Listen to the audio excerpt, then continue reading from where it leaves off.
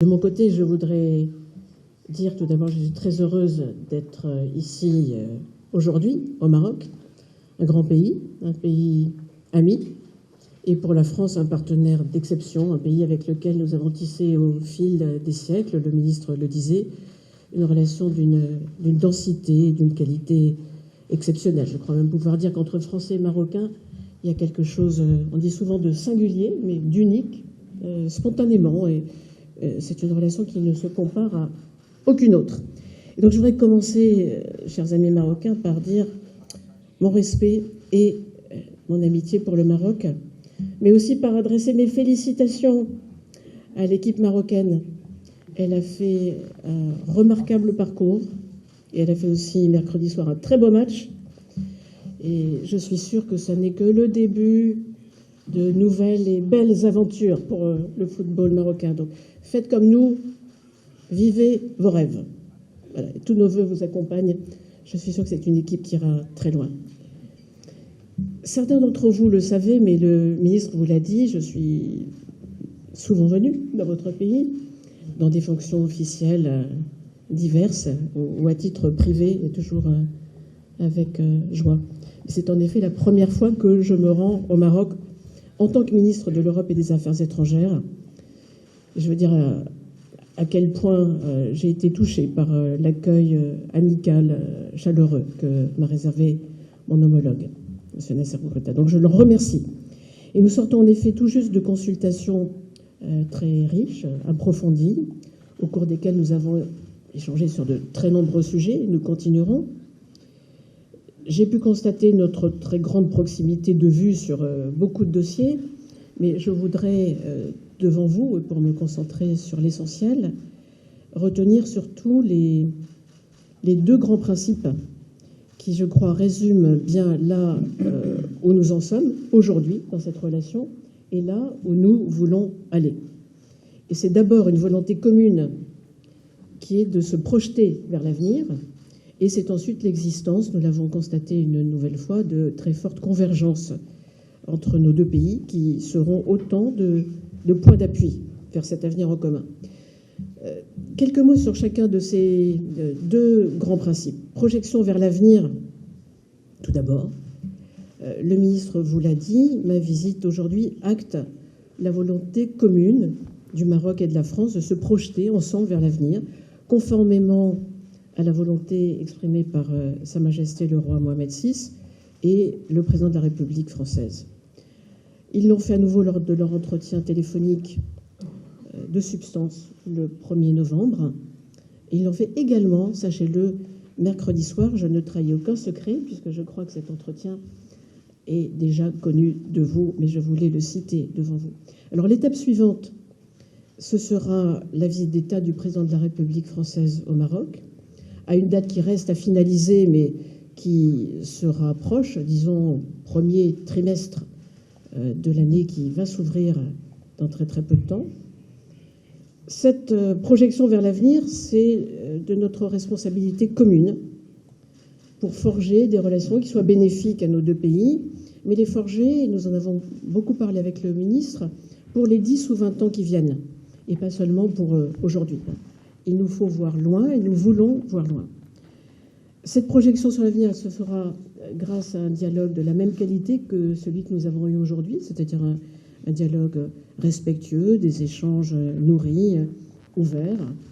Et nous sommes tous deux, le ministre et moi, dans un esprit très constructif à cet égard.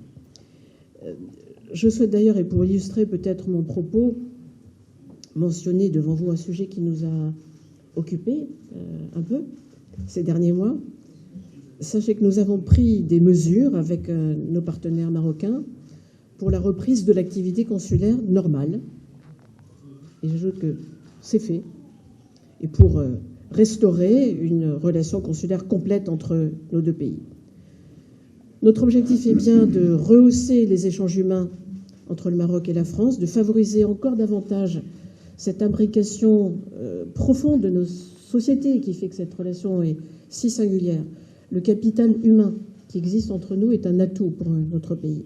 Et donc ces échanges sont et resteront le socle de notre relation bilatérale, son moteur pour l'avenir, parce que je veux vous parler d'avenir, Et j'ajoute que je suis heureuse d'avoir pu y prendre ma part. Plus généralement, et au-delà de ce sujet, la densité du partenariat franco-marocain ne s'est jamais démentie, ni tarie ces dernières années, et ce dans tous les domaines économiques, culturels, éducatifs, sécuritaires, universitaires. Il y en aurait bien d'autres à citer. Alors nous sommes convenus d'approfondir encore notre travail conjoint pour lancer de nouvelles pistes de coopération allant au-delà de celles qui nous unissent aujourd'hui, et donc dans des domaines clés pour le Maroc comme pour la France. Et bien sûr, comme le ministre vous l'a dit, nous souhaitons progresser à bon rythme pour permettre à la visite d'État du président de la République de marquer cette ambition que nous avons pour nos deux pays. Voilà pour le premier point. Je vous parlais de convergences que nous avons pu constater à nouveau ce matin. Elles sont réelles, elles sont importantes, elles sont grandes même, dirais-je, sur de nombreux sujets. Sur les questions internationales, nous en parlerons encore tout à l'heure, mais nous avons commencé de les aborder. Le Maroc et la France sont à l'unisson. Le partenariat franco-marocain peut d'ailleurs être un moteur dans le traitement de certains des défis qui sont devant nous. Tout ce qui a trait aux questions globales, évidemment. Nous avons des visions et des ambitions très proches et pouvons agir en commun, mais aussi tout ce qui a trait au continent africain. Nous avons abordé un certain nombre de situations.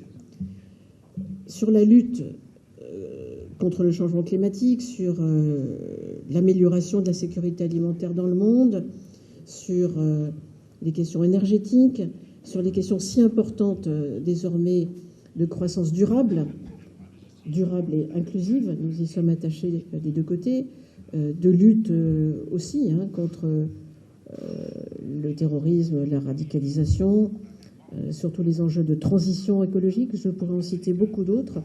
Nous faisons le constat que nous avons énormément à apporter l'un à l'autre et nous souhaitons donc utiliser ces convergences dans le cadre de la préparation de la visite d'État et pour que la visite d'État permette de se situer au niveau d'ambition que nous souhaitons pour nos deux pays. Et j'ajoute que, au-delà des simples relations franco-marocaines, dans ce monde complexe, pour ne pas dire dangereux, incertain, qui est la réalité du monde dans lequel nous évoluons, ces convergences sont importantes. Nous devons les utiliser, nous devons nous appuyer l'un sur l'autre, et nous avons décidé de le faire. Et ce partenariat franco-marocain, vous voyez qu'il est profondément ancré dans une vision du monde que nous partageons, un attachement au respect de nos valeurs, au respect du multilatéralisme, au droit international, et c'est là aussi un atout dont nous devons nous servir. Et donc, en résumé, je dirais que notre volonté est simple, c'est d'être dans une relation de partenariat, je reprends le qualificatif, exemplaire avec le Maroc, un partenariat d'exception, un partenariat fraternel et un partenariat moderne.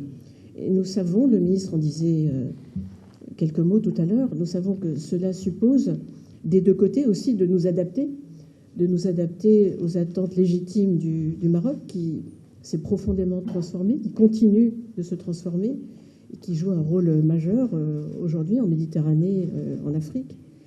Et de lui proposer ce que la France, qui elle-même se réforme, s'adapte, se transforme, qui elle aussi a changé profondément, lui proposer ce que nous avons de meilleur pour construire un partenariat où nous pouvons agir ensemble. Et donc c'est bien cela le sens de la visite d'État sur laquelle nous allons travailler, le ministre et moi-même, mais aussi toutes nos équipes des deux côtés de la Méditerranée. Donc nous sommes déterminés à aller plus loin et d'écrire ensemble une nouvelle page où le Maroc et la France s'appuient l'un sur l'autre puisqu'ils ont besoin l'un de l'autre, nous le savons, aussi bien pour nos relations économiques que pour notre sécurité, pour promouvoir nos valeurs et pour répondre aux attentes aussi de nos citoyens, de nos jeunesses, de nos deux pays. Voilà en quelques mots, et je suis bien sûr, comme le ministre, à votre disposition si vous avez des questions. Merci. Je crois. La position de la France est bien connue du Maroc, comme de tous nos amis marrons. J'ai tenu à la rappeler ce matin auprès de l'un de vos confrères, et c'est une position qui a le double mérite d'être à la fois claire et constante. nous soutenons le cessez-le-feu, nous soutenons les efforts de l'envoyé personnel du secrétaire général des Nations Unies et nous souhaitons, ça n'est pas nouveau non plus, la reprise des négociations entre les parties en vue d'une solution juste et réaliste. Et donc dans ce cadre, et on l'a mesuré les années passées, avec constance, je le redis, la position de la France aux Nations Unies, en particulier pour le renouvellement du mandat de la MINURSO, a été, je crois pouvoir le dire, appréciée du Maroc. Et si votre question porte en complément, Madame, sur le plan d'autonomie proposé par le Maroc, il y a déjà quelques années, eh bien depuis quelques années, là aussi, je crois que notre position est parfaitement connue de notre partenaire et ami marocain. C'est une position dont je peux dire qu'elle est favorable au Maroc. Nous l'avons démontré en particulier aux Nations Unies, même lorsque nous étions un peu seuls à vouloir faire progresser quelques idées. Et donc nous ne changeons pas. Et le Maroc sait qu'il peut compter sur l'appui de la France, en particulier dans un moment où les tensions étant revenues et quelques entorses au cessez-le-feu ayant été constatées, eh bien, il faut donner clairement cette direction. Nous le faisons et nous le répétons. J'ai tenu à le répéter encore aujourd'hui.